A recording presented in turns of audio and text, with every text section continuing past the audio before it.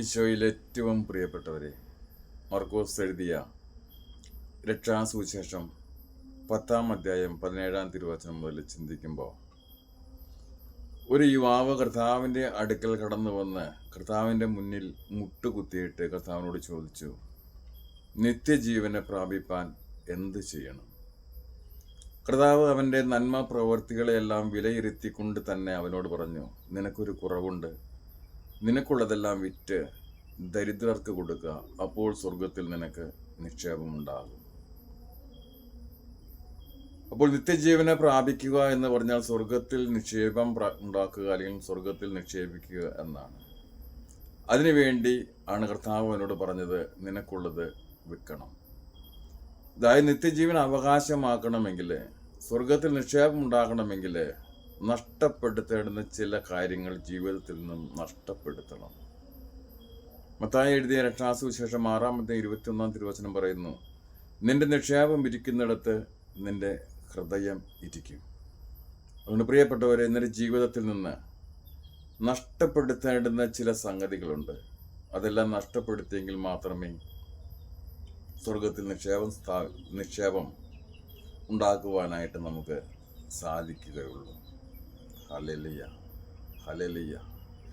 ഇത്ര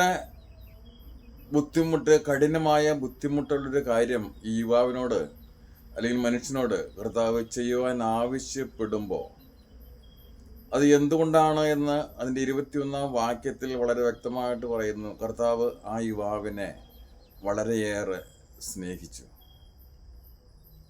അതുകൊണ്ട് ആ യുവാവിൻ്റെ ജീവിതത്തിൽ ഏറ്റവും വലിയ ഒരു നന്മ ലഭിക്കുവാൻ വേണ്ടിയിട്ടാണ് നഷ്ടപ്പെടുത്തണമെന്ന് ആവശ്യപ്പെട്ടത്.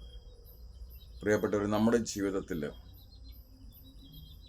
നമുക്ക് ബുദ്ധിമുട്ടാണെന്ന് തോന്നുന്ന, അല്ലെങ്കിൽ വേദനാജനകമാണ് എന്ന് തോന്നുന്ന ചില കാര്യങ്ങൾ യേശു നമ്മോട് ആവശ്യപ്പെടുമ്പോൾ മനസ്സിലാക്കുക, കർത്താവ് നമ്മെ അത്രയേറെ ആഴത്തിൽ സ്നേഹിക്കുന്നു.